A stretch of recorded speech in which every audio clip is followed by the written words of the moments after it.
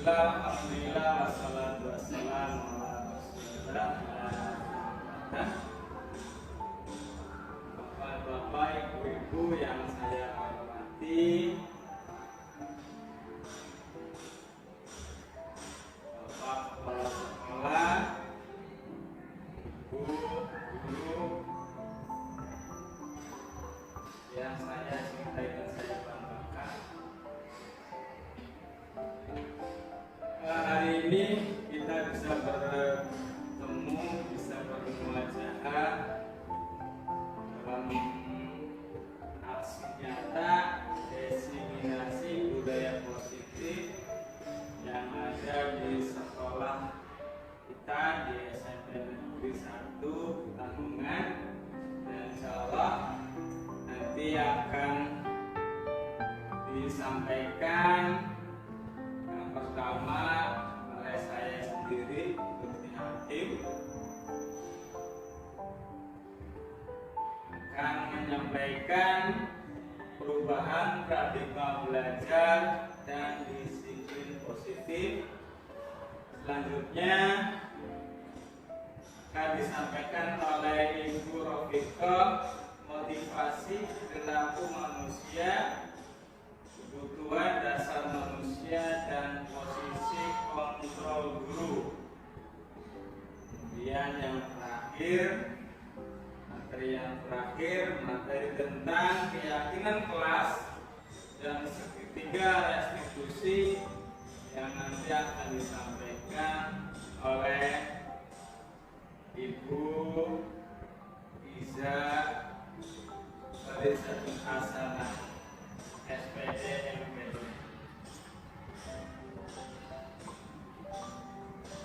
Oke, perubahan paradigma belajar. Apa itu perubahan paradigma?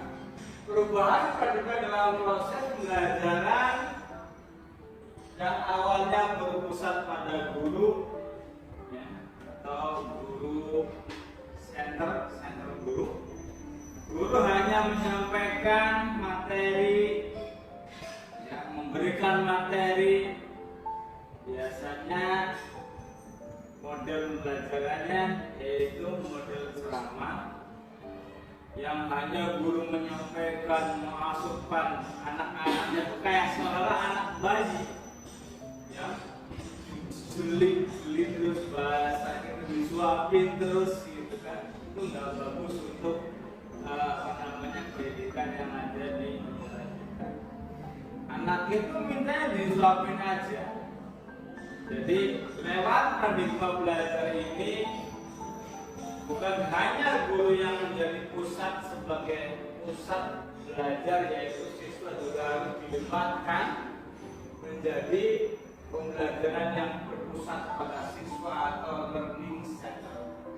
Diharapkan mampu mendorong siswa untuk terlibat langsung secara aktif dalam membangun pemantapan sikap dan perilaku seperti filosofi Ki Hajar Dewantara. Ya. Bahwasanya belajar yaitu agar siswa bisa selamat dan berbahagia.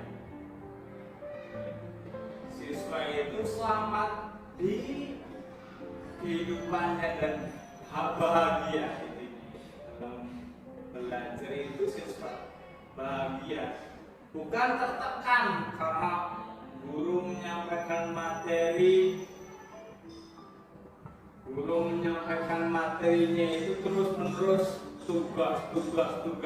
Itu siswa nggak fokus. Dalam filosofi Ki Hajar juga di situ ada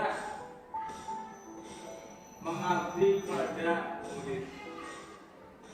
Artinya apa? Siswa diberi kebebasan seluas-luasnya. Jadi siswa tidak tertekan oleh sebuah materi. Guru itu hanya membimbing saja, mendampingi saja, seperti seorang petani. Petani menanam benih itu bagian siswa. Nanti benih ini ditanam. Kalau petani yang bagus dengan sawah-sawah yang bagus, nanti akan tumbuh benih-benih yang bagus pula. Walaupun bibitnya dari bibit yang kurang bagus, nanti akan tumbuh siswa-siswa yang baik pula. Kita harus berubah paradigma belajar kita yang tadinya berpusat, guru yang berpusat, sekarang menjadi siswa berpusat pada siswa.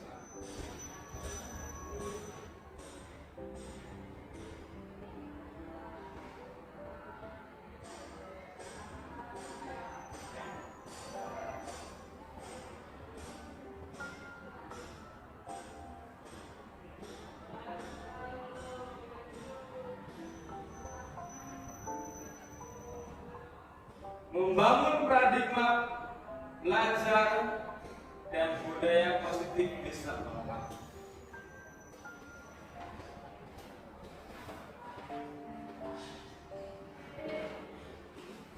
Di sini ada pengertian paradigma belajar. Yang pertama, maknanya.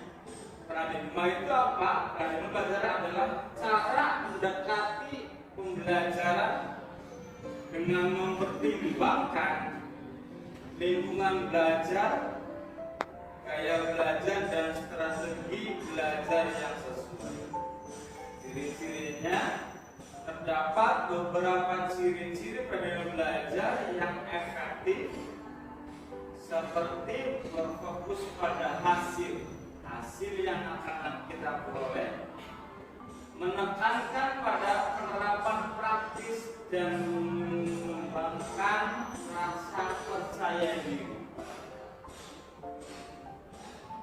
Pentingnya paradigma belajar di sekolah. Ini meningkatkan kualitas belajar dan membantu siswa agar siswa itu bisa berprestasi.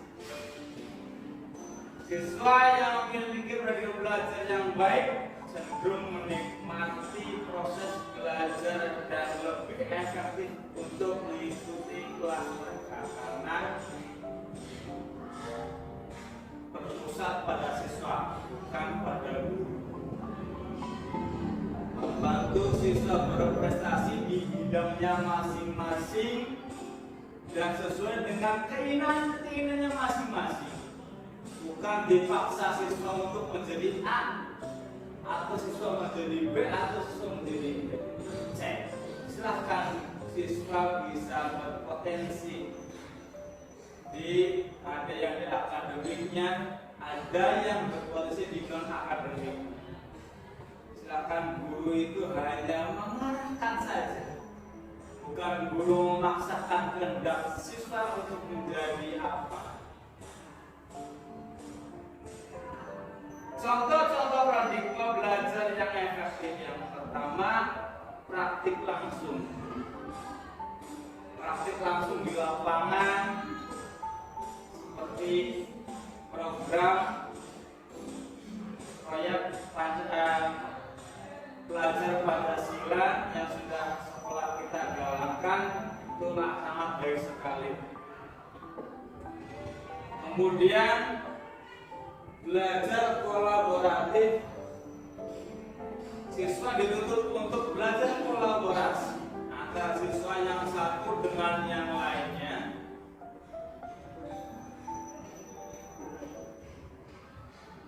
Apa lagi dipotong sama saya aja? Kan? Oke, bisa. Asasnya lihat aja, bre.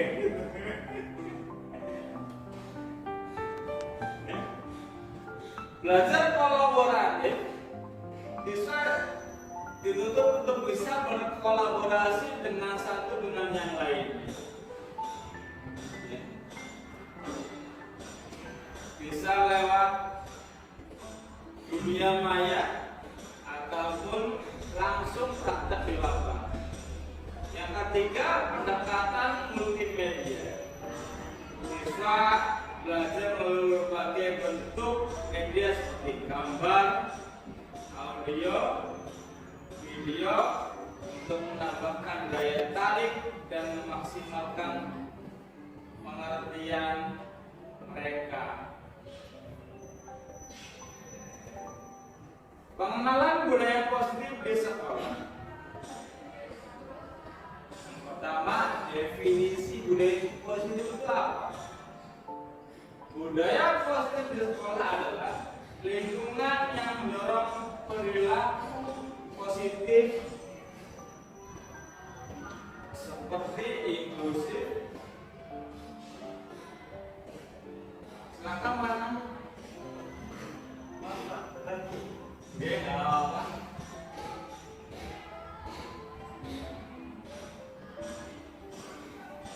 Kerjasama dan penghargaan. Sebab kenapa penting? Budaya positif sangat penting di sekolah. Meningkatkan motivasi siswa, meningkatkan kehidupan sosial dan menciptakan proses pembelajaran yang harmonis.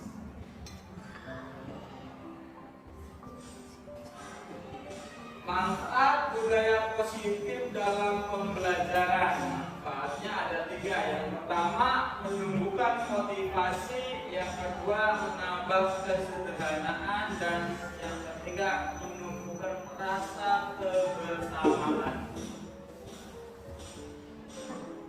Menumbuhkan motivasi. Budaya positif membantu siswa merasa termotivasi dan lebih termotivasi dalam belajar. Jadi siswa akan termotivasi dari budaya positif itu, siswa akan termotivasi. Menambah kesederhanaan. Pembelajaran menjadi lebih simpel dan santai ketika inklusif dan harmoni, menumbuhkan rasa kebersamaan. Budaya positif dapat membantu mengembangkan rasa kebersamaan, gotong royong, dan kerjasama di antara siswa. Strategi untuk membangun budaya positif di sekolah. Strategi yang akan saya lakukan nanti ada 3. Yang pertama, penanaman sikap inklusif. Kedua, penggunaan bahasa positif. Yang ketiga, menciptakan pengalaman yang mendebarkan. Penanaman sikap inklusif memberikan kesempatan pada semua siswa untuk merasa diakui dan memfasilitasi kerjasama secara tim untuk membangun hubungan sosial. Penggunaan bahasa yang positif. Dengan bahasa yang positif diharapkan siswa merasa nyaman untuk mendorong mereka menjaga semangat mereka tetap tinggi dalam belajar. Menggunakan bahasa-bahasa yang positif, jangan sering menggunakan bahasa-bahasa yang negatif. Contoh saja, dalam kehidupan sehari-hari kita termotivasi dengan bahasa-bahasa positif kita, jangan sering menggunakan bahasa-bahasa negatif. Menciptakan pengalaman di luar kelas seperti perjalanan lapangan, pengalaman target belajar atau aktivitas yang memberikan untuk menjaga siswa tetap termotivasi. Oke, demikian pemaparan dari saya. Nanti materi selanjutnya akan disampaikan oleh Ibu Siti Rafiqah.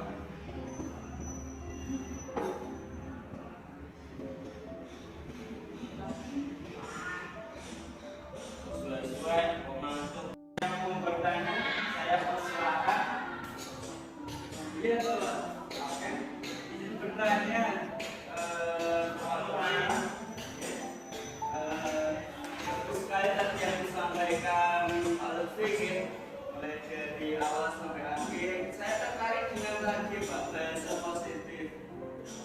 Ini berdasarkan pengalaman kita ya sebagai guru, itu kadang untuk melakukan atau membiasakan bagaimana kita bisa tiap saat menggunakan bahasa positif ini masih kesulitan.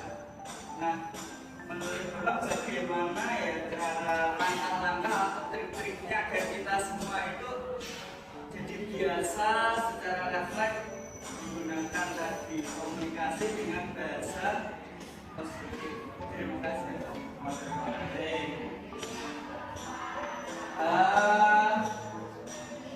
Pertanyaan kedua mau lanjut aja. Ini Pak, saya mau bertanya di paradigma belajar ya. Kan biasanya itu terpusatnya pada guru. Nah, bagaimana kita membiasakan diri biar pembelajaran itu terbiasa pada siswa, diberikan contoh yang realnya gitu. Sekiranya pembelajaran itu bisa dinikmati baik guru juga bagi siswa. Kan katanya tadi siswa itu harus bahagia dalam belajar. Ya. Terima kasih. Jawab soal dari pertanyaan dari Pak Nanang, sangat bagus sekali pertanyaannya. Tentang bagaimana sih penerapan kalimat positif itu diterapkan di kehidupan sehari-hari. Ya, itu bisa nanti lebih jelasnya nanti akan disampaikan materi selanjutnya, yaitu Guru Bagian Tengah Sana. Tapi sebelumnya saya akan menjawab sedikit tentang itu. Contoh kayak larangan-larangan yang ada di sekolah, yaitu jangan membuang sampah. Itu bisa diganti kalimatnya buanglah sampah pada tempatnya.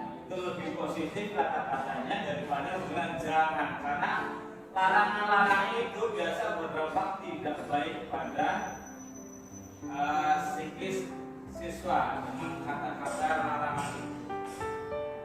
Nanti akan lebih jelasnya nanti bisa dijelaskan oleh materi selanjutnya. Pertanyaan selanjutnya dari Ibu Anissa Zubaida. Pertanyaan yang luar biasa. Bagaimana sih cara kita bisa menerapkan belajar itu biar terpusat pada siswa, bukan hanya belajar terpusat, yaitu menggunakan proyek-proyek, biasanya PLT. Karena menggunakan proyek-proyek itu siswa diarahkan membuat sebuah proyek. Dengan proyek itu guru hanya membimbing saja bagaimana cara siswa membuat proyek yang diterapkan. Contoh di IPA itu siswa diterapkan membuat proyek sistem pernapasan. Biasanya bagaimana sih proyek itu dilaksanakan? Ya, guru IPA tentunya mengatakan. Terus di saya pribadi di guru informatika, biasanya saya memberikan tugas kepada anak membuat desain dari komputer. Nanti anak-anak itu berkolaborasi dengan anak satu dengan yang lain. Jadi guru itu hanya mengarahkan saja, mengarahkan bagaimana sih, oh kalau ini nanti ini salah loh nak, ini yang bagus seperti ini. Kayak ini kurang bagus, seperti ini. Guru hanya mengarahkan saja. Itu dengan proyek-proyek itu. Mungkin ada diskusi atau yang lain sebagainya. Nanti guru mempunyai kreativitas masing-masing sebagai guru, mapel khususnya, mapel apa saja mempunyai kreativitas masing-masing di mata pelajarnya masing-masing. Gak mungkin toh guru informatika sudah sama dengan guru IPA, kan beda pelajarannya. Mungkin dari saya cukup. Barangkali nanti ada pertanyaan-pertanyaan lain, silahkan nanti di materi selanjutnya. Waalaikumsalam warahmatullahi wabarakatuh.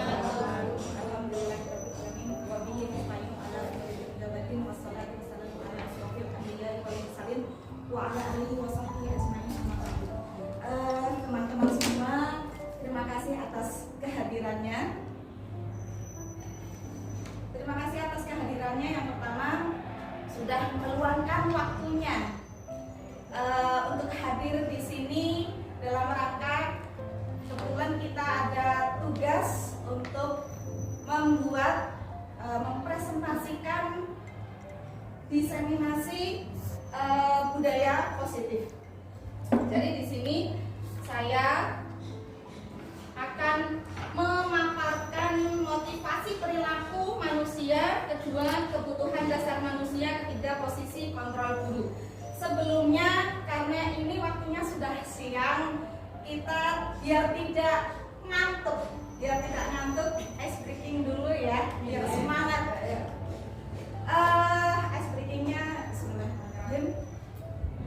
Kalau saya bilang tepuk 1, yes. Tepuk 2, oke. Tepuk 3, semangat. Tepuk 4, konsentrasi. Tepuk 5, siap belajar biar dapat ilmu.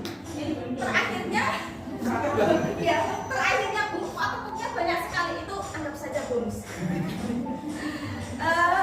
Ya, kita ice breaking dulu. Ayo teman-teman semua ini, alhamdulillah teman-teman saya ini guru-guru yang hebat-hebat semua. Amin, Kebetulan amin. hari ini kita sekolah kita mengadakan ada acara Hari Santri Nasional. Jadi kita berpakaian seperti ini. Busana muslim. Ya, tepuk 1.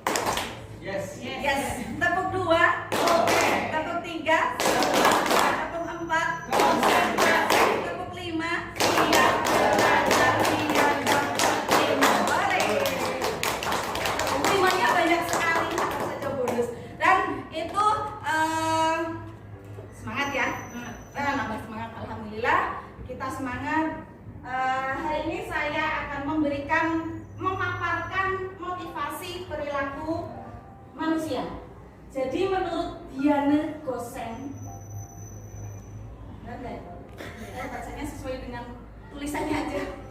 Diana Gosen dalam bukunya Restructuring School Discipline. Ini ada guru bahasa Inggris, itu bener apa salah pengucapannya? Mohon maaf, nanti koreksi lagi. Menyatakan ada 3 alasan motivasi perilaku manusia. Jadi yang pertama itu untuk menghindari ketidaknyamanan atau hukuman. Ya, itu yang pertama motivasinya. Yang kedua untuk mendapatkan imbalan. Mendapatkan imbalan apa? Penghargaan, reward dari orang lain. Ketiga untuk menjadi orang yang mereka inginkan dan menghargai diri sendiri dengan nilai-nilai yang mereka percaya. Itu motivasi kita sebagai manusia. Jadi misal contoh nih, ada contoh ketika siswa atau bapak ibu guru datang ke sekolahan jam 7 sudah ada di sekolahan. Itu motivasinya apa kira-kira? Monggo bisa dari Pak Nanan dulu, monggo Pak. Saya itu karena lebih takut dihukum, Pak. Jadi kalau saya terlambat itu biasanya itu ya kepala sekolah manggil. Oh gitu Saya Pak. terima. Oh oke. Dihukum. Oke, matur nuwun Bapak. Terima kasih atas jawabannya. Saya minta jawaban satu lagi dari Ibu Anis, monggo Bu Anis. Gimana Bu? Ini pilih Bu, ini motivasinya apa Bu? Datang tepat waktu, tidak pernah terlambat, itu panjenengan motivasinya apa sih? Sebenarnya kalau dilihat dari sana pasti memilih poin 3 ya Bu ya. Iya. Tapi karena biasanya kita tuh kalau poin ketiga tuh perlu dengan benar-benar dari diri sendiri. Tapi biasanya akan melalui satu karena takut dihukum. Kedua juga karena dapat penghargaan. Yang ketiga itu baru karena memang ada motivasi dari diri sendiri. Tapi menurut saya kalau tahapan itu sudah dilalui, nanti poin yang ketiga yang dari diri sendiri pun akan berjalan dengan sendirinya. Itu menurut saya. Ya, terima kasih Bu Anis, terima kasih Pak Nanang. Tepuk tangan dulu dong. Ya, itu jawaban dari Pak Nanang itu tadi satu ya Pak ya, untuk menghindari ketidaknyamanan atau hukuman. Mohon maaf Bapak, ini sebenarnya untuk menghindari ketidaknyamanan itu motivasi level paling rendah ya sebenarnya. Itu level paling rendah. Jadi yang paling baik itu yang seperti apa sih? Yang paling bagus itu yang motivasinya yang seperti apa? Benar kata Bu Anis itu nomor 3. Itu motivasi yang paling bagus. Jadi di sini kita itu dari sadar diri sendiri, ya. Sadar karena ini menurut saya juga kita sebagai pendidik sadar bahwa pekerjaan itu bagian dari ibadah. Yang pertama. Yang kedua, tanggung jawab. Jadi tanggung jawab, kita harus mempertanggungjawabkannya di hadapan manusia, di hadapan siswa-siswi kita, terus di hadapan Allah juga. Terus yang ketiga, dari kesadaran kita, insya Allah nanti akan menjadi kebiasaan. Itu kira-kira penjelasan dari saya. Yang kedua,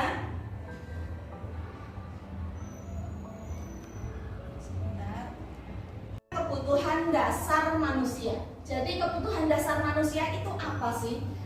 Kebutuhan dasar manusia adalah sesuatu yang dibutuhkan oleh manusia, dibutuhkan oleh kita semua untuk mempertahankan keseimbangan fisiologis maupun psikologis. Kebutuhan dasar manusia merupakan kebutuhan individu yang menstimulasi respon untuk mempertahankan integritas keutuhan hidup. Jadi kebutuhan dasar manusia itu menurut Abraham, maaf itu belum tak tuliskan, Pak Abraham. Itu kebutuhan dasar manusia itu ada 5. Yang pertama kebutuhan bertahan hidup. Kedua ada kebutuhan kasih sayang dan rasa diterima. Ketiga ada pengakuan atas kemampuan. Keempat ada kebutuhan kebebasan. Kelima ada kebutuhan akan kesenangan. Jadi pertama kebutuhan bertahan hidup itu bersifat fisiologis, ya. Itu contohnya apa ya untuk bertahan hidup? Makan, betul sekali, ada makan, terus apa lagi? Minum, terus pakaian, terus rumah, betul sekali, itu ada rumah, ada makan, minum, terus keamanan juga, itu keamanan juga termasuk bertahan hidup ya, keamanan, istirahat, terus tidur, tempat untuk berlindung, berarti tadi rumah sudah ya, itu kebutuhan bertahan hidup. Yang pertama. Yang kedua kebutuhan kasih sayang dan rasa diterima. Jadi ini juga penting, tidak kalah pentingnya dari kebutuhan bertahan hidup. Yang kedua ada kebutuhan kasih sayang dan rasa diterima. Ini perannya itu membangun interaksi. Jadi kita sebagai makhluk itu tidak bisa hidup sendiri. Itu poinnya.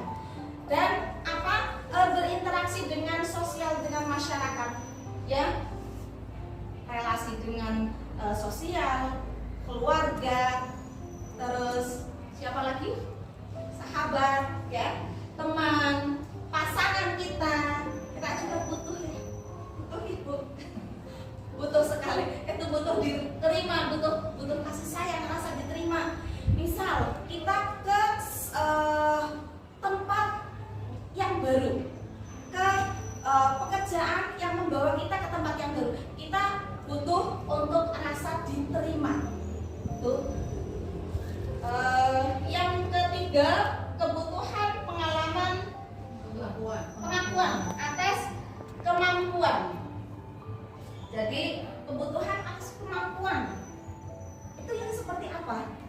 Nah, misalnya berprestasi, itu memimpin, itu termasuk juga, terus kompeten, didengar, diakui, ya. Jadi ketika kita mempunyai pendapat, mempunyai pandangan, ide, kita merasa pengen diakui, pendapat kita, gagasan kita diakui, diterima, didengar.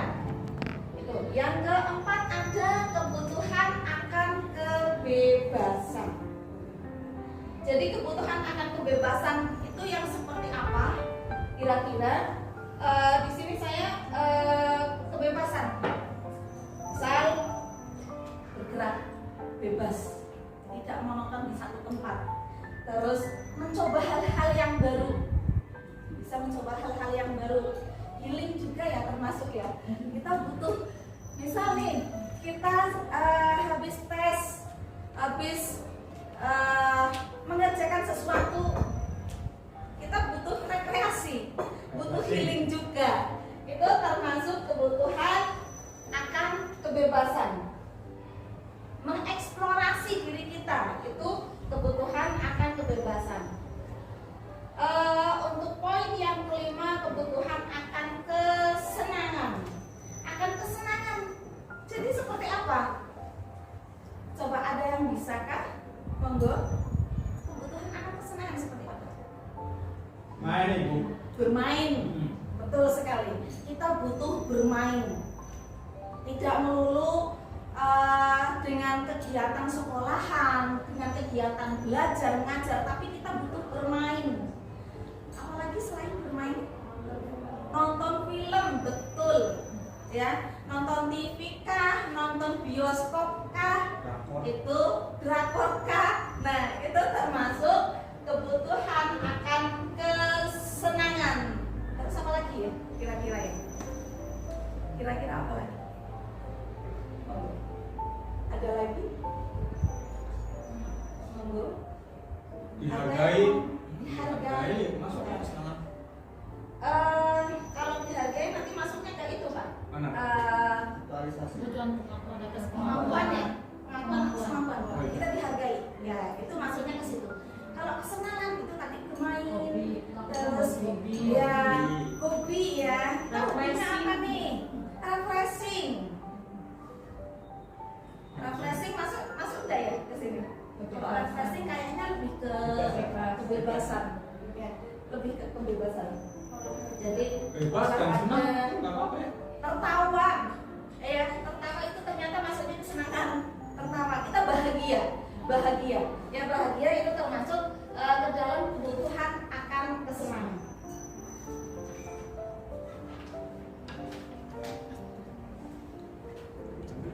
Dan yang ketiga ada posisi kontrol guru. Ini pas sekali buat kita sebagai seorang pendidik. Yaitu apa? Apa sajakah posisi kontrol guru? Pertama adalah penghukum. Kedua ada pembuat rasa bersalah. Ketiga teman. Keempat memantau. Kelima ada manajer. Yang pertama penghukum. Kira-kira sebelum saya menjelaskan satu-satu ini, Bapak Ibu guru pernah merasakan apa tidak? Yang mana? Yang mana ini? Penghukumkah atau pemantau atau teman atau pembuat rasa bersalah? Penghukum, Bu. Penghukum. Iya. Oh, oke, penghukum ada. Pak Lutfi katanya penghukum. Monggo siapa lagi yang mau mencoba menjawab? Membuat rasa bersalah. Membuat rasa bersalah. Contohnya? Ya. Membuat rasa bersalah. Ada lagi? Teman. Ada lagi? Pemantau. Kiranya kayaknya keseluruhan dari posisi kontrol guru lima-limanya kayaknya sudah dikerjakan semua. Cuman yang seperti apa sih? Kita memiliki kontrol guru itu masuknya sebenarnya posisi yang mana nih? Nah, itu saya paparkan, saya jelaskan untuk penghukum. Penghukum itu sebenarnya ini yang level yang ini ya, yang rendah sebenarnya. Untuk penghukum ini kita beranggapan, seorang pendidik itu beranggapan dapat menyelesaikan masalah dengan secepatnya. Mengatasi masalah tanpa masalah itu beda lagi. Beda lagi, gantian Pak. Jadi kita beranggapan kalau kita posisinya sebagai penghukum, itu kita beranggapan untuk segera menyelesaikan masalah. Tapi poinnya di sini dan dampaknya ternyata dampaknya apa? Dampak buruknya. Siswanya betul, Bu. Siswanya betul sekali pendendam juga ya Pak. Pendendam. Siswanya mutung. Terus apa lagi? Berontak, takut.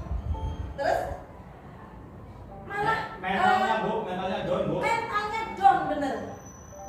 Malah menyalahkan teman yang lain. Itu kira-kira seperti itu untuk penghukum. Jadi untuk penghukum sebaiknya dihindari sebaiknya untuk posisi kontrol guru. Jadi ada dampak yang paling lebih parah lagi sebenarnya. Untuk penghukum itu menyebabkan siswa tidak percaya diri. Siswa tidak percaya diri, kesedihan yang berkepanjangan. Ya, itu dampak ininya ya, dampak buruknya. Nah, ini saya contohkan ini. Kamu selalu saja terlambat. Itu dengan nada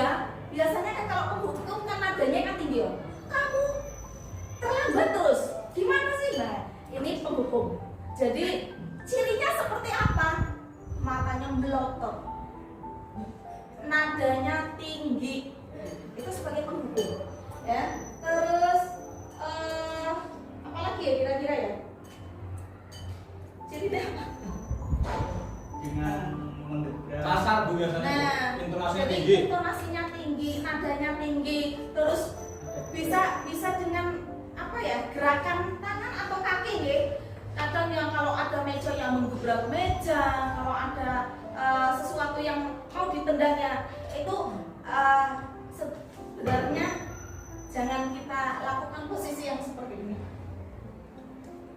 Untuk yang kedua, membuat rasa bersalah. Jadi posisi ini lebih lembut dibandingkan dengan penghukum tadi.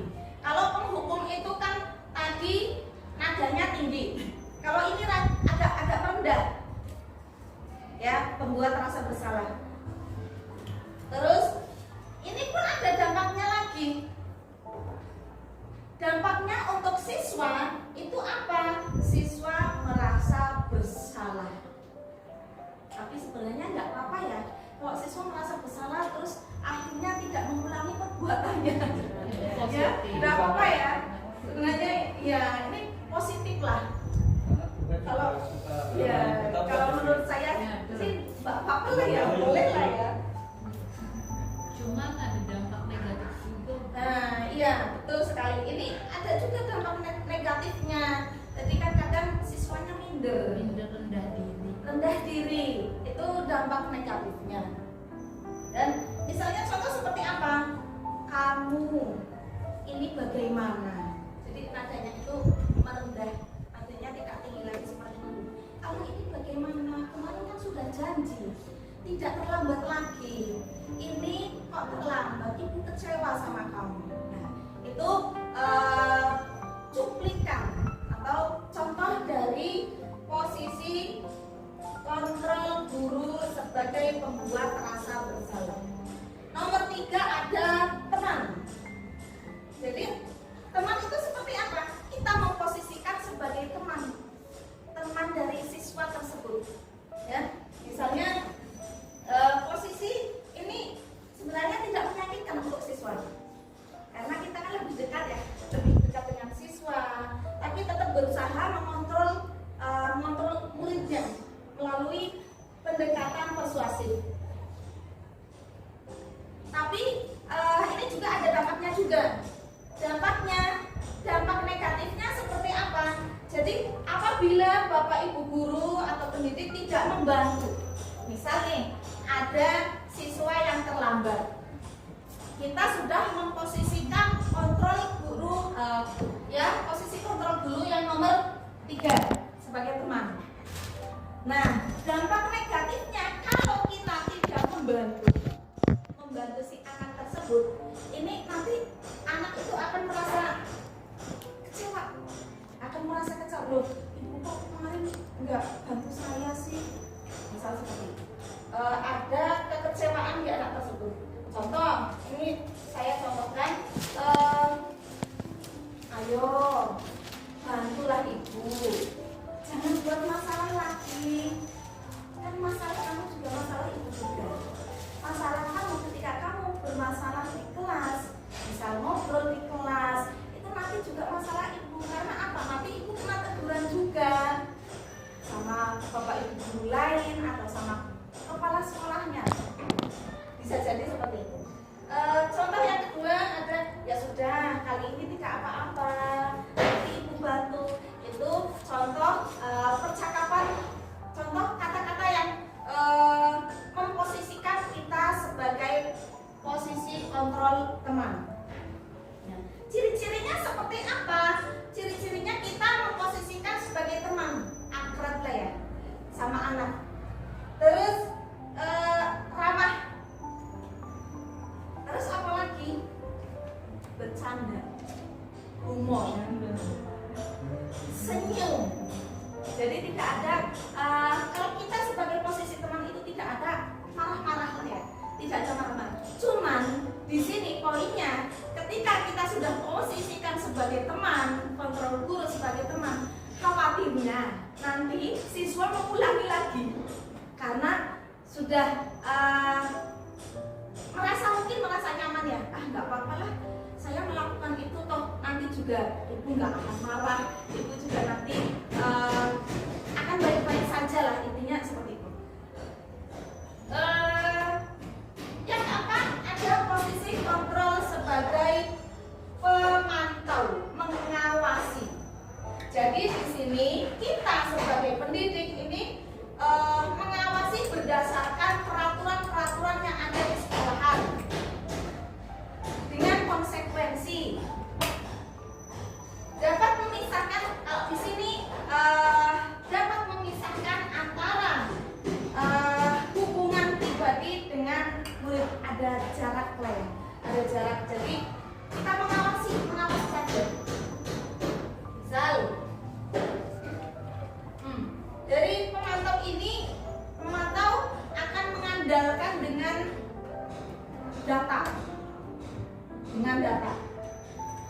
hitungan.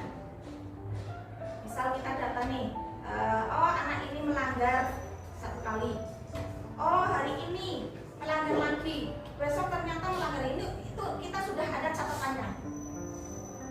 Terus nada suaranya itu datar, jadi tidak tinggi kayak yang penghukum ya. Kalau penghukum memang nadanya tinggi, jadi yang di nada tinggi itu cuma penghukum. Kalau pembuat rasa bersalah itu sudah merendah, sudah lembut. Teman apalagi, karena kita di posisi sebagai teman dari siswa yang melanggar. Terus pemantau juga nadanya datar. Misal, apa yang telah kamu lakukan? Coba, kamu terlambat. Konsekuensinya apa? Itu misalnya seperti itu. Terus yang terakhir ada manajer. Jadi di posisi manajer ini, guru mempersilahkan murid untuk mempertanggungjawabkan perbuatannya. Itu poin yang paling penting ya, sangat penting. Mempertanggungjawabkan perbuatannya. Terus yang kedua, menyelesaikan masalahnya sendiri. Jadi misal nih, ada siswa yang ngobrol di kelas. Ketika pelajaran itu ada siswa yang ngobrol. Jadi itu anak itu diingatkan kembali, ya, diingatkan. Coba keyakinan kelas yang kamu tulis di keyakinan kelas itu apa? Kamu melanggar apa enggak? Kamu ada rencana nggak untuk memperbaikinya? Misal seperti itu. Jadi ada rencana-rencana untuk siswa tersebut ketika melakukan kesalahan itu ada rencana untuk perbaikannya. Jadi anak mencari sendiri masalahnya. Oh ya Bu, mohon maaf Bu, saya terlambat Bu, saya ngobrol di kelas Bu. Nah, terus rencananya apa? Kamu perbaikinya. Nah, jadi nanti dikembalikan lagi ke anak untuk menyelesaikan masalahnya. Untuk bagian saya, motivasi perilaku manusia, kebutuhan dasar manusia, dan posisi kontrol guru sudah selesai. Monggo saya kasih waktu, barangkali ada Bapak Ibu guru yang mau bertanya. Assalamualaikum warahmatullahi wabarakatuh. Waalaikumsalam warahmatullahi wabarakatuh. Terima kasih atas waktunya Bu Iko. Di 5 posisi kontrol guru menurut saya itu kan fleksibel ya, dilakukan oleh seorang guru. Yang menjadi pertanyaan saya di sini, bagaimana ketika seorang guru itu menghadapi murid yang susah diatur? Sudah dipakai posisi manajer tidak bisa, ya tidak mau berubah-ubah. Itu bagaimana langkah yang dilakukan oleh guru tersebut untuk menyadarkan agar siswa itu tidak melakukan kesalahan lagi? Kan terkadang ada ya siswa yang sangat badung ya di sekolah, itu kan pasti setiap kesalahan ada. Bahkan justru juga terkadang ada guru yang bersifat sebagai penghukum untuk emang kadang perlu ya. Ini bagaimana dengan apa ya pendapat Bu Iko, menurut Bu Iko tentang pendidikan seperti itu? Terima kasih. Menurut Bu Iko, dari kelima posisi kontrol guru itu, mana yang paling tepat diterapkan oleh kita sebagai guru di peserta didik kita? Yang paling tepat itu antara bahwa buat gurunya nyaman, anaknya juga senang. Saya akan mencoba menjawab pertanyaan dari Ibu Atun ya. Jadi intinya pertanyaannya untuk bagaimana cara menghadapi murid yang susah diatur nih Bu. Kalau menurut saya nih, nanti kita bisa sharing juga. Saya minta bantuan teman-teman mana yang pas gitu ya. Kalau menurut saya nih, siswa yang susah diatur, saya tetap memakai posisi sebagai manajer. Jadi untuk manajer sendiri seperti apa tadi sudah dijelaskan. Jadi anak itu intinya dipanggil dulu ya. Nanti anaknya dipanggil dulu, terus identifikasi dulu. Misal anak tersebut kesalahannya apa ini Bu? terlambat gitu maksudnya. Misal terlambat, ini anak kok sering terlambat. Jadi anak dipanggil dulu, ya, diidentifikasi dulu, kamu terlambatnya karena apa. Jadi mencari tahu dulu sebenarnya. Untuk mencari tahu dulu yang menyebabkan anak tersebut itu terlambat itu yang kita pertama. Terus yang kedua, saya memposisikan sebagai kontrol guru. Jadi untuk sebagai manajer ya, jadi untuk terlambat, keterlambatan itu kan bagian dari tidak mentaati peraturan, ya, karena terlambat. Jadi yang dilakukan siswa tersebut itu benar apa salah? Kalau salah, coba rencana kedepannya seperti apa, memperbaikinya seperti apa. Jadi mungkin kita sebagai guru itu memberikan mengajak siswa untuk mencari solusi sendiri. Bisa jadi misal anak terlambat karena bergadang. Jadi solusinya apa nih? Kalau kamu tiap malam bergadang, kamu coba solusinya seperti apa supaya kamu tidak terlambat lagi. Jadi nanti anak mencari sendiri nih, mencari masalahnya, menyelesaikan masalahnya sendiri. Oh iya Bu, saya harusnya tidak begadang, misal seperti itu, ya. Terus sebetulnya kalau untuk manajer ini kan anak ditekankan untuk mencari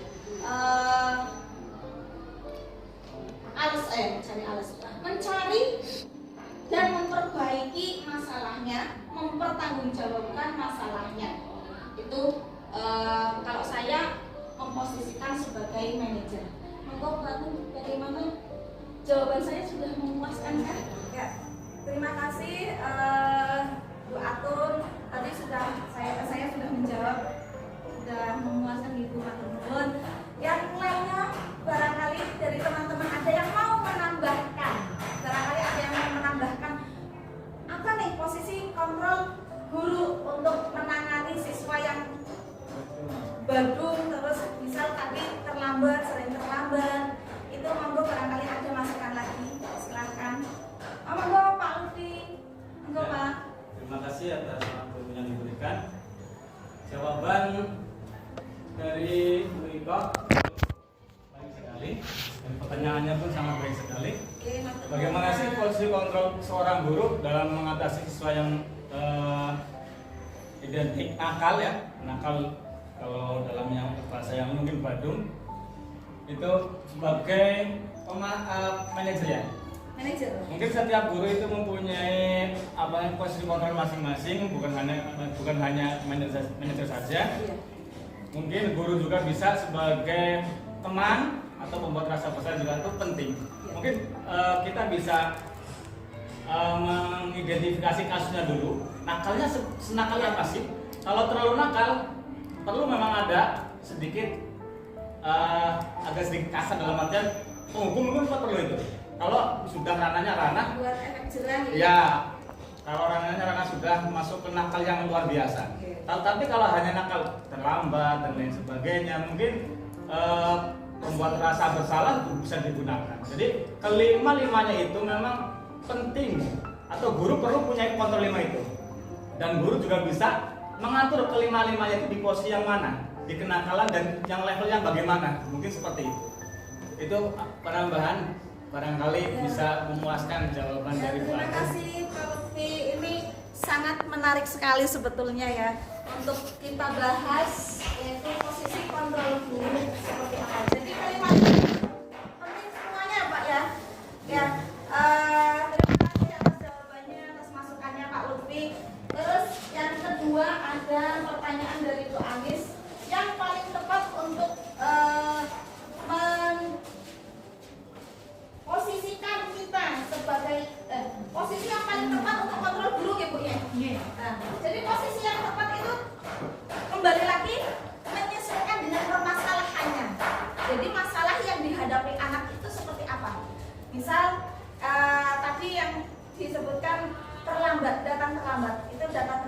yang masih levelnya masih ini ya, tidak terlalu apa nakal sekali itu ya, itu umum lah kalau umum.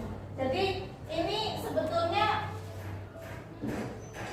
kata Pak Lutfi tadi 5-5-nya bisa dimasukkan, disesuaikan dengan permasalahan yang dihadapi siswa. Bisa dari penghukum, pembuat rasa bersalah, teman, pemantau, manajer. Tapi kembali lagi kalau menurut saya itu pertama manajer dulu biar anak itu tahu, anak itu bisa mempertanggungjawabkan dan menyelesaikan masalahnya sendiri. Begitu aja. Kira-kira ada masukan lagi dari teman-teman? Sudah cukup memuaskan Ibu? Terima kasih Bu Agnes, terima kasih teman-teman semua.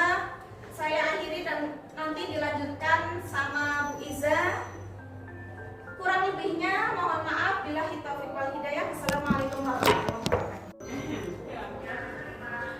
Assalamualaikum warahmatullahi wabarakatuh. Waalaikumsalam warahmatullahi wabarakatuh. Bapak Ibu guru hebat yang saya hormati, terima kasih atas waktunya yang sudah meluangkan waktu untuk menemani saya. Kita belajar bersama, berbagi seri, berbagi pengalaman untuk menunjang tugas saya, yaitu membuat aksi nyata di modul 1.4 tentang budaya positif. Bapak Ibu guru hebat yang saya hormati, izinkan saya menyampaikan sedikit materi berkaitan dengan penerapan segitiga restitusi sebagai perwujudan budaya positif di sekolah.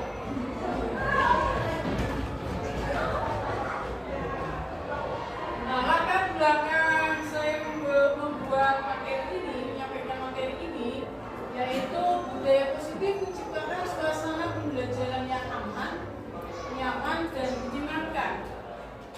Untuk mewujudkannya perlu ada disiplin positif di sekolah. Salah satu cara menerapkan disiplin positif adalah melalui proses pembentukan keyakinan kelas dan pelaksanaan segitiga restitusi. Keyakinan yang dimiliki oleh sekolah saat ini yang merupakan portfolio masih perlu dilaraskan dengan baik pada siswa. Portfolio value maksudnya ini keyakinan-keyakinan yang ada dalam sekolah tersebut. Bapak Ibu, pada materi ini nanti kita akan belajar tentang keyakinan kelas dan segitiga restitusi, di mana dua disiplin positif ini perlu kita terapkan pada saat pembelajaran di kelas. Lalu tujuannya adalah dengan adanya keyakinan kelas dan penerapan segitiga restitusi dapat menumbuhkan disiplin positif pada siswa, terutama disiplin positif dalam perilaku sehari-hari siswa di sekolah. Perlu diketahui bersama, akhir-akhir ini kita sering melihat dan mendengar kejadian-kejadian yang membuat miris tentang dunia pendidikan. Dengan adanya tawuran pelajar, kenakalan remaja yang lain, itu tidak menumbuhkan disiplin positif pada siswa. Padahal sesungguhnya disiplin positif itu adalah perilaku sehari-hari siswa di sekolah yang harus ditetapkan, yang harus disampaikan, dilakukan oleh siswa. Sehingga apa? Sehingga terwujud sekolah yang kita inginkan sesuai dengan visi sekolah yang kita inginkan. Tadi kita bahas tentang restitusi. Apa sih restitusi? Restitusi itu dalam penerapan budaya positif dulu perlu mengambil peran untuk melakukan restitusi, melakukan penyelesaian masalah yang baik daripada memberi hukuman atau konsekuensi. Kenapa? Karena memberi hukuman atau konsekuensi itu menurut saya juga kurang baik dilakukan seorang pendidik, manakala hukuman itu kadang bisa menjadikan mental murid. Nah, dengan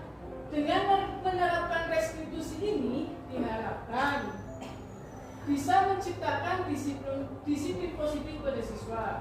Siswa menyelesaikan permasalahannya sendiri sehingga menimbulkan motivasi intrinsik. Ini yang diharapkan, siswa menyelesaikan permasalahannya sendiri. Artinya apa?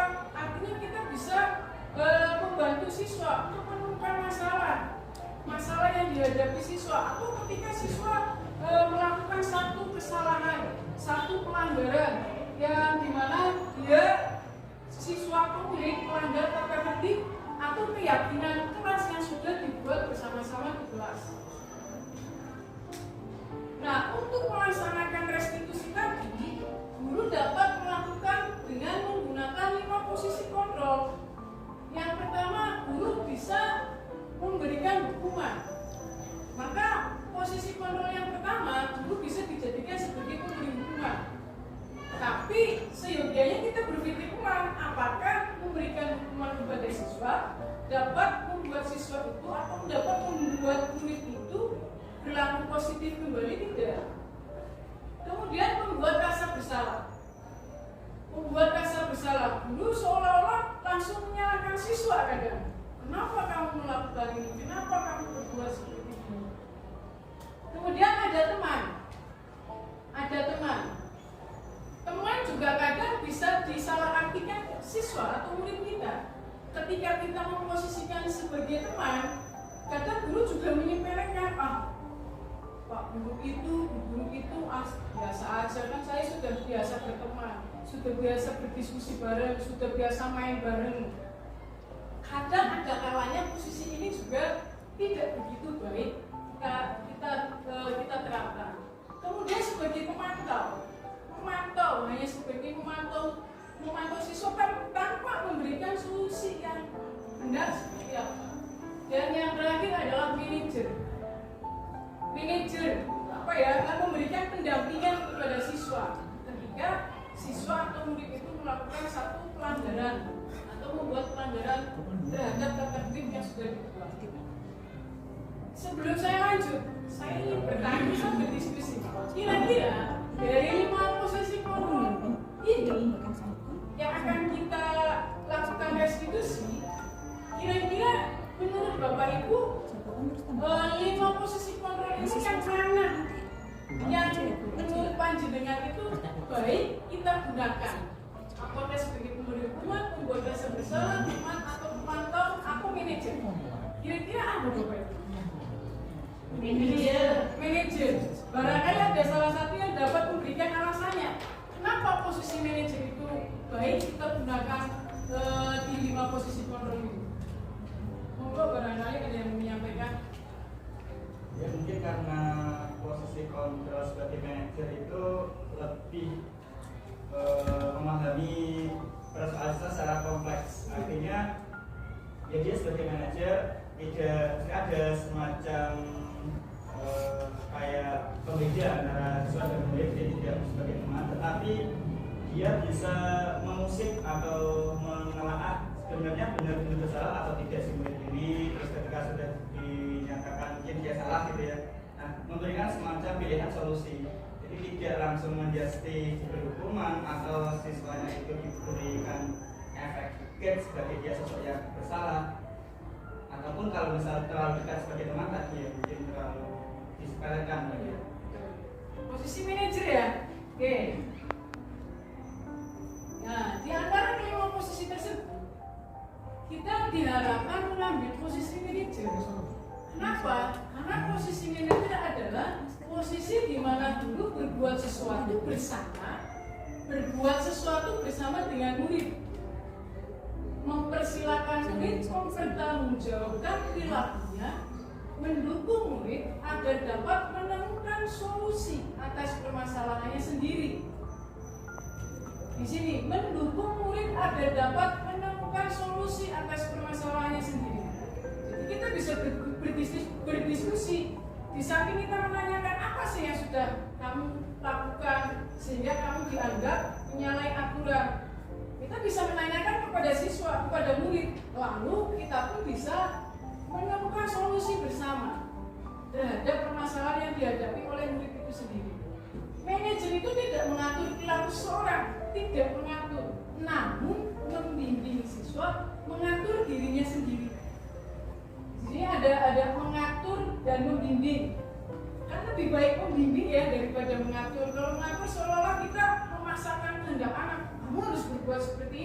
kamu harus seperti ini biar tidak dikatakan kamu itu melanggar. Nah ini mengatur. Tapi di posisi manajer kita bisa membimbing siswa mengatur dirinya sendiri. Apa sih maunya? Apa sih permasalahan? Itu posisi manajer. Kemudian ada keyakinan kelas. Dari posisi manajer tadi kita bisa menanyakan keyakinan kelas yang sudah dibuat oleh siswa sendiri. Ya, dibuat keyakinan kelas. Biasanya di awal pelajaran, ketika di awal pelajaran bertemu dengan siswa, bertemu dengan murid, kita sebelum memasuki pembelajaran biasanya membuat keyakinan kelas terlebih dahulu. Keyakinan kelas ini alurnya. Alurnya itu peraturan kelas. Pertama diawali dari peraturan kelas. Mungkin selama ini kita hanya tahu peraturan kelas atau tata tertib sekolah. Di tata tertib sekolah itu kan biasanya dilarang, tidak boleh gitu ya.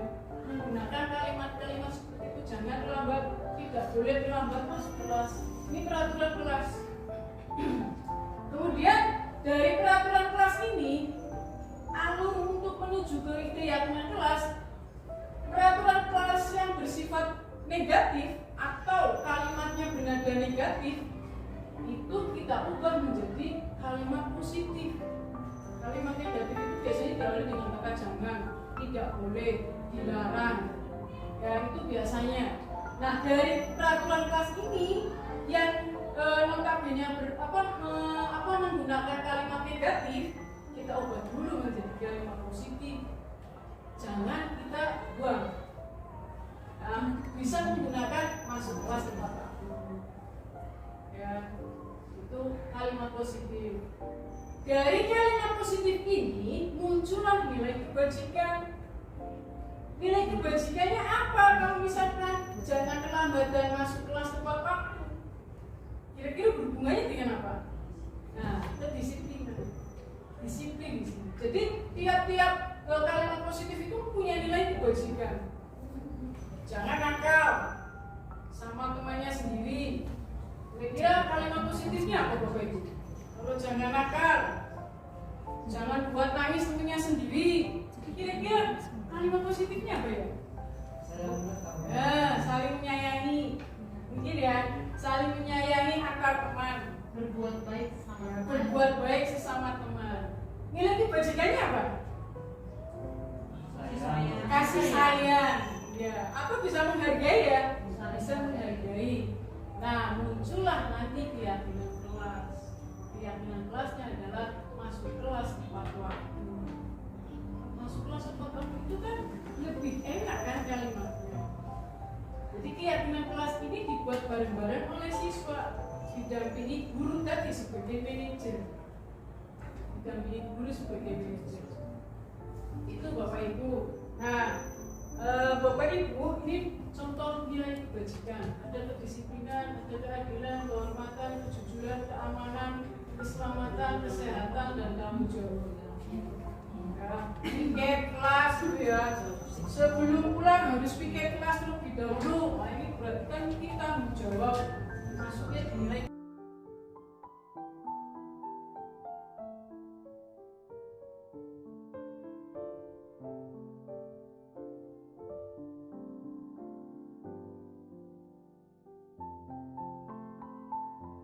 Bapak Ibu, mari kita belajar membuat keyakinan kelas seperti apa yang tadi sudah saya sampaikan dalam materi. Untuk alurnya yaitu kita buat peraturan kelas terlebih dahulu.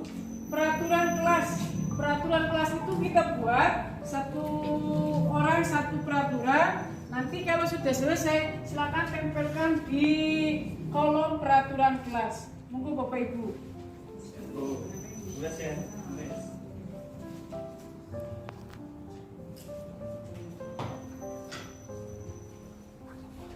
Ya silakan peraturan kelasnya ditempelkan di sini.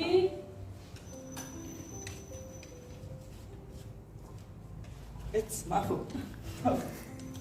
Ternyata bos. Kaget berapa mau kaget. Salam Ibu. Mohon maaf.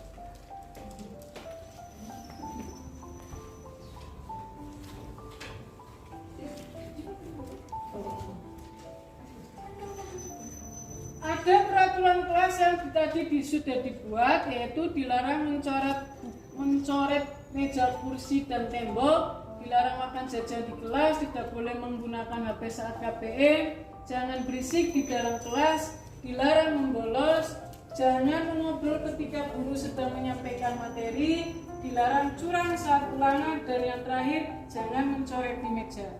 Nah, dari peraturan kelas ini, silakan panjenengan dibuat kalimat positif, kalimat yang bernada positif. Di mana kalimat yang bernada positif itu adalah hasil dari peraturan kelas yang sudah dibuat.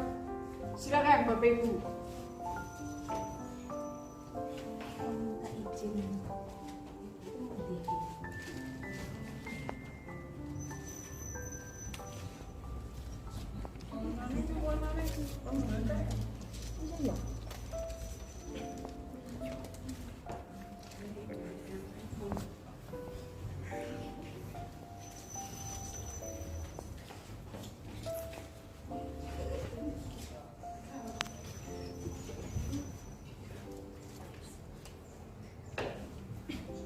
Oke, ya kalimat positifnya ini dilarang makan jajan di kelas. Kalimat positifnya makanlah saat di jam istirahat. Kemudian tidak boleh menggunakan HP saat KPM. Itu bijak dalam menggunakan HP. Jangan berisik di dalam kelas. Kalimat positifnya fokus dan serius ketika belajar. Dilarang membolos. Meminta izin kepada guru saat keluar kelas. Mungkin ini dilarang membolos saat jam pelajaran ya. Sehingga kalimat positifnya meminta izin ketika keluar kelas. Kemudian jangan mengobrol ketika guru sedang menyampaikan materi. Kalimat positifnya mendengarkan guru ketika belajar. Dilarang curang saat ulangan. Itu mengerjakan ulangan dengan jujur. Kemudian dilarang jangan mencoret di meja, menjaga sarana dan prasarana kelas. Nah, ini terima kasih Bapak Ibu, kalimat positif yang sudah dibuat dari peraturan kelas yang tadi. Lalu alur selanjutnya sebelum ke keyakinan kelas adalah nilai kebajikan.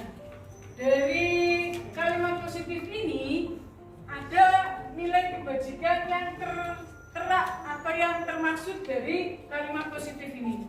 Nah, ini contohnya ada kedisiplinan, keadilan, dan lain sebagainya. Monggo silakan ditulis kira-kira makalah saat di jam istirahat itu nilai kebajikannya apa. Silakan Bapak Ibu. Kalau sudah, monggo ditempelkan di kolom nilai kebajikan.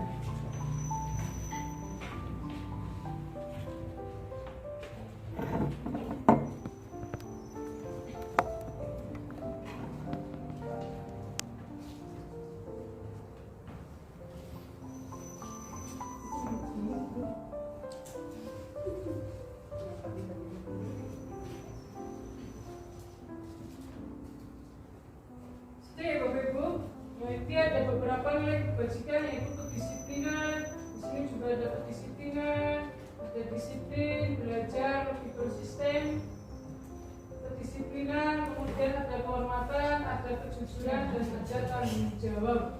Nah, lalu yang terakhir muncullah satu keyakinan kelas yang kita sepakati bersama. Kemudian keyakinan kelas ini bisa kita laksanakan bersama-sama. Oleh karena itu silakan dari peraturan kelas, kalimat positif, dan nilai kebajikan yang sudah kita rancang bareng-bareng, kita sepakati bareng-bareng, dibuat satu keyakinan kelas. Silakan keyakinan kelasnya ditulis dan ditempelkan di kertas atau kolom keyakinan kelas. Silakan.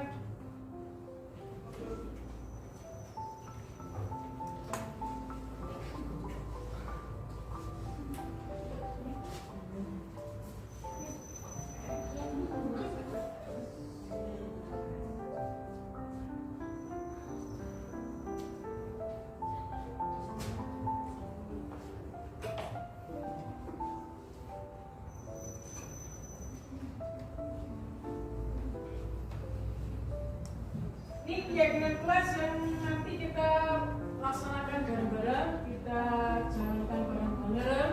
Ya, kelas yang kita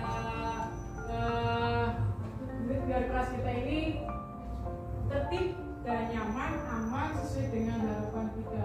Ada makalah saat di jam istirahat, bijak dalam menggunakan HP, fokus dan serius ketika jam pelajaran, mendengarkan guru saat diterangkan dan mengerjakan ulangan dengan jujur serta jaga sarana dan prasarana kelas.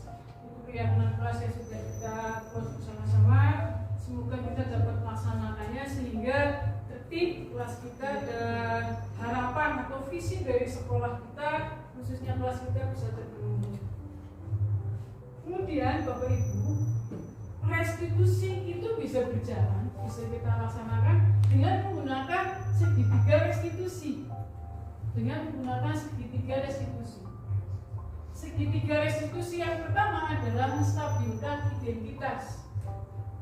Yang kedua, validasi tindakan yang salah, dan yang ketiga, menanyakan keyakinan.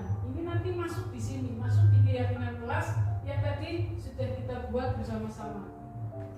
Bagaimana penjelasannya? Ini menstabilkan identitas. Pada tahap ini, peserta didik diajak untuk tenang dan kembali ke suasana hati di mana proses belajar dan penyelesaian masalah bisa kita lakukan.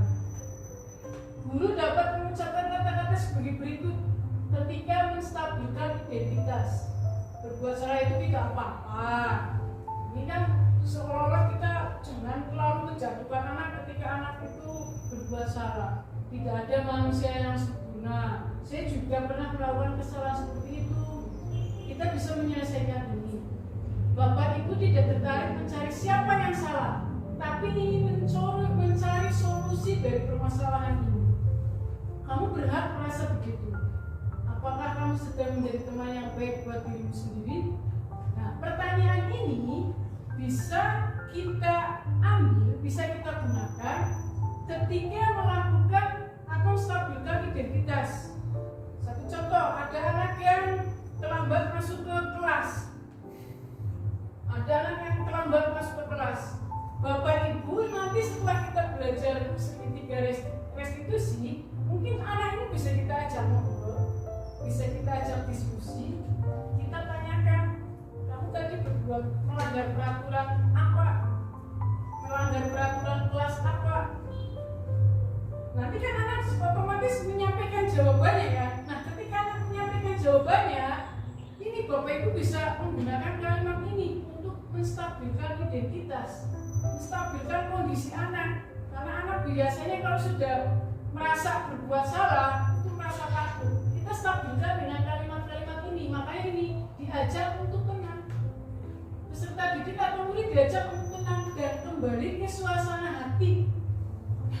Kalau anak kondisinya atau hatinya sudah berada di kondisi yang normal, artinya anak tidak takut karena merasa bersalah karena melanggar peraturan kelas, mungkin anak di sini bisa diajak untuk kita berdiskusi. Kemudian yang kedua, validasi tindakan yang salah. Dalam tahap ini, perbuatan yang salah pada peserta didik seringkali dilakukan untuk memenuhi beberapa kebutuhan pada manusia. Tadi ada kebutuhan kesenangan, kebebasan, dan lain sebagainya. Di sinilah guru harus mampu memahami maksud perbuatan peserta didik tersebut. Nah, dalam segitiga restitusi yang kedua, Bapak Ibu bisa mengucapkan kalimat-kalimat ini ketika memvalidasi tindakan yang salah. Padahal kamu bisa melakukan yang lebih buruk dari ini ya, misalkan dengan memukul dan lain sebagainya. Tapi kamu tidak melakukan itu.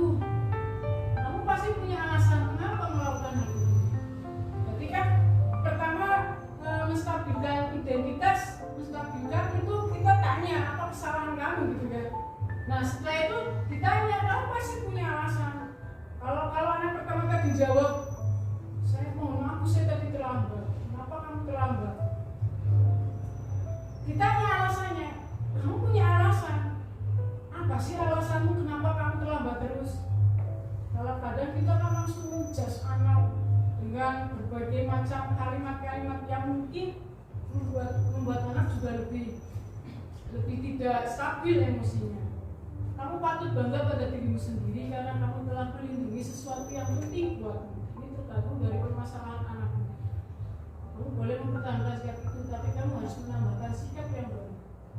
Jadi kalimat-kalimat ini bisa Bapak Ibu gunakan sesuai dengan permasalahan yang dihadapi oleh anak. Yang ketiga, menanyakan keyakinan. Pada tahap ketiga, peserta didik siap untuk dihubungkan dengan nilai yang dia percaya menjadi orang yang dia inginkan.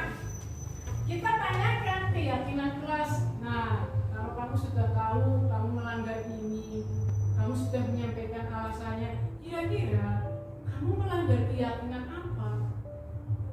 Keyakinan yang sudah kita sepakati bareng, apa keyakinan yang kamu langgar? Ini bisa ditanyakan, menanyakan keyakinan. Ini guru dapat mengucapkan kata-kata berikut. Apa yang kita percaya sebagai kelas atau keluarga? Apa nilai-nilai yang telah kita sepakati? Apa bayangan kita tentang kelas yang ideal? Dan lain sebagainya. Ini contoh kalimat yang bisa Bapak Ibu sampaikan. Menanyakan keyakinan. Ini di akhir Bapak Ibu. Coba kamu sudah berbuat tadi langgar, kamu punya alasan itu.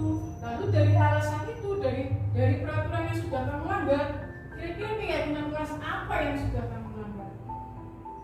Ini segitiga restitusi. Keyakinan yang dimaksud adalah keyakinan kelas, guru dan siswa menyusun dan menyepakati bersama. Tadi sudah kita sepakati bareng-bareng. Restitusi itu bukan untuk menebus kesalahan, namun untuk belajar dari kesalahan. Ini pentingnya kita belajar restitusi, Bapak Ibu.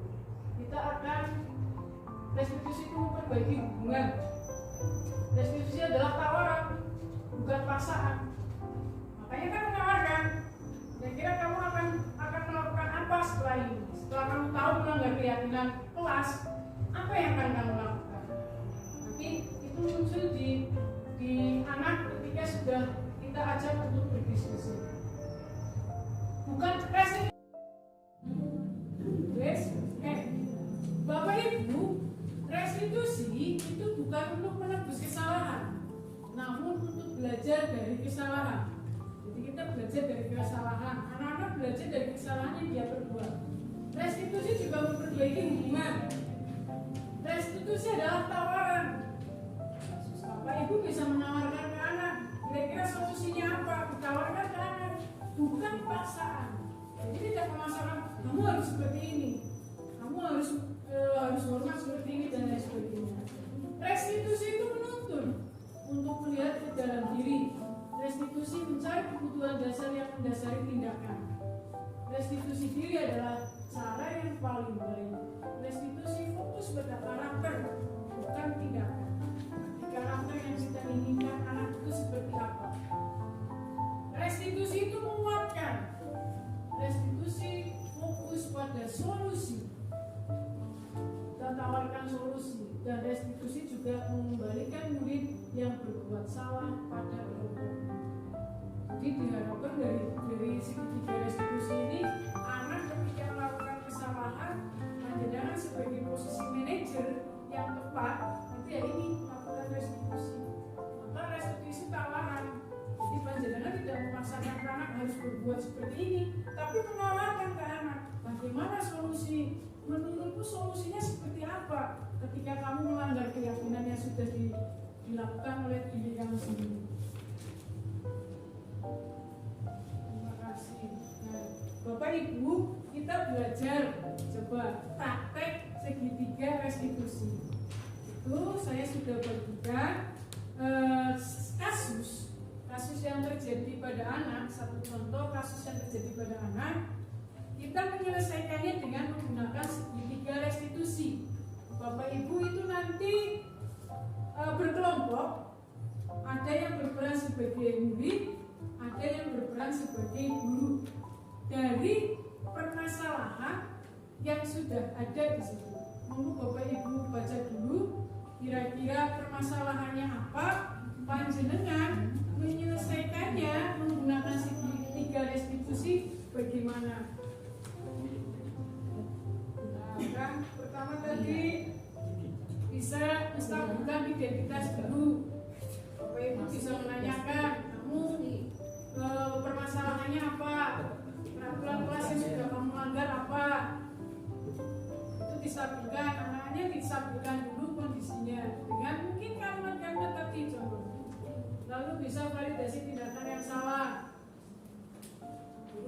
menanyakan apa sih alasannya kamu melakukan seperti itu, dan menanyakan keyakinan yang sudah dilanggar. Iya Bapak Ibu ya, bisa ya, silakan berhadapan-hadapan seolah-olah panjenengan sebagai murid dan sebagai siswa. Tadi itu mendengar ya, katanya tadi kan ya sama teman kenapa ribut aja? Ada masalah. Kan tadi ada izin terus izin pelajaran terus tambah dapat nilainya banyak sambung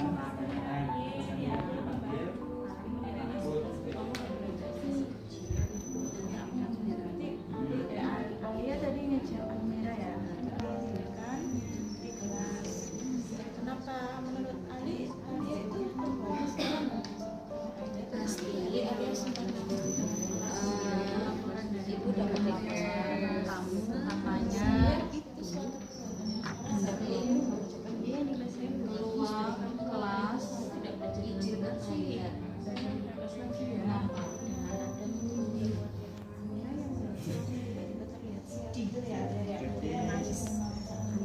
Nah, sebenarnya perbuatan yang salah. Menurut saya itu secara ini kan ini merupakan suatu tindakan manusiawi ya, yang kemudian apakah saya alasan kenapa kamu melakukan hal tersebut? Alasannya apa?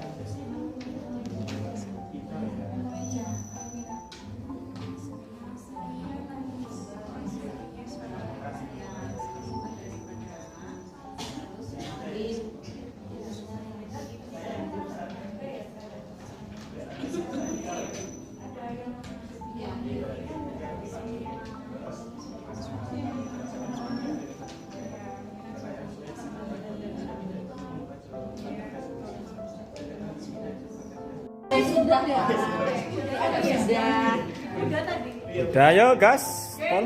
Bapak Ibu, tadi kita sudah belajar cara mengatasi permasalahan ternak dengan menggunakan segitiga restitusi. Oleh karena itu, saya berharap kita sama-sama belajar ketika kita menyelesaikan permasalahan anak di kelas itu jangan serba menghukum, karena hukuman itu juga tidak baik untuk anak. Memberikan imbalan juga tidak baik. Maka cara yang terbaik adalah kita belajar menyelesaikan masalah dengan menggunakan segitiga restitusi, sehingga anak nyaman, anak merasa meskipun berbuat salah tapi dia punya keinginan untuk melakukan perbaikan sesuai dengan keyakinan kelas yang mereka buat sendiri. Oke, materi saya cukup sekian. Terima kasih. Sebelum saya tutup, saya ingin Bapak Ibu memberikan refleksi apa yang sudah Bapak Ibu terima untuk materi pada siang hari ini. Di antara Bapak Ibu saya mohon untuk satu atau dua orang untuk memberikan refleksi sebagai penutup pada materi tentang segitiga restitusi. Monggo silakan, barangkali ada yang mau memberikan refleksi tentang pembelajaran kita hari ini. terima kasih ya Bu. Refleksi untuk kali ini saya ucapkan terima kasih atas pemaparan dari Bu Giza, bahwa sebenarnya sebelum saya belajar tentang keyakinan kelas dan segitiga restitusi ini secara tidak langsung mungkin kami semua sebenarnya sudah melaksanakan hal tersebut. Cuman kami mungkin hanya sampai tahap menstabilkan gitu ya, terus langsung mencari solusi. Tidak ke tahap yang kedua, yaitu memvalidasi tindakan yang salahnya dulu gitu. Setelah belajar tentang ini, tentang restitusi, segitiga restitusi juga keyakinan kelas, mungkin nanti kami bisa menerapkan tahapan-tahapannya sampai ke level yang akhir, yaitu menanyakan itu aja. Terima kasih.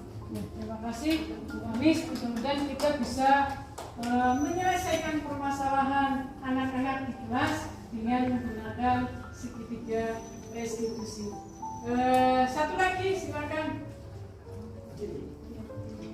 Terima kasih Bu Giza. atas penjelasan tadi. Itu sangat bermanfaat untuk kami sebagai guru ya, terutama tadi ya sudah dijelaskan tentang sisi positif, segitiga restitusi. Mengenai segitiga restitusi ini mungkin sangat bermanfaat dan mungkin bisa kita tetapkan setiap saat, karena untuk mendampingi siswa banyak pelanggaran-pelanggaran. Jika kita tidak menerapkan segitiga restitusi ini, siswa itu jadi drop, jadi butung.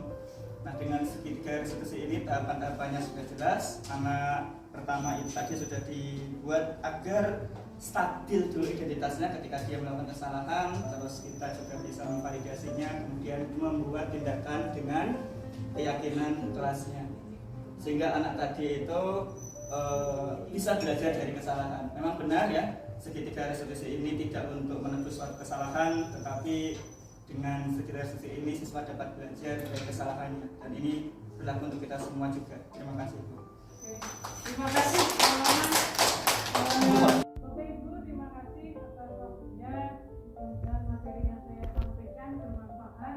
Kita sama-sama belajar dengan niat mencerdaskan anak bangsa, dengan niat yang ikhlas bahwa kita membentuk akhlak mereka, karakter mereka dengan lebih baik, dengan menggunakan cara-cara yang bisa menumbuhkan, yang bisa membentuk karakter anak menjadi lebih baik. Ya, kita sama-sama belajar agar sekolah kita ini sesuai dengan visi yang kita harapkan. Sekali lagi terima kasih dan mohon maaf sudah mengganggu waktu panjenengan semuanya. Selamat beraktivitas kembali. Mudah-mudahan setelah materi ini kita bisa menjadi guru yang lebih baik. Amin. Saya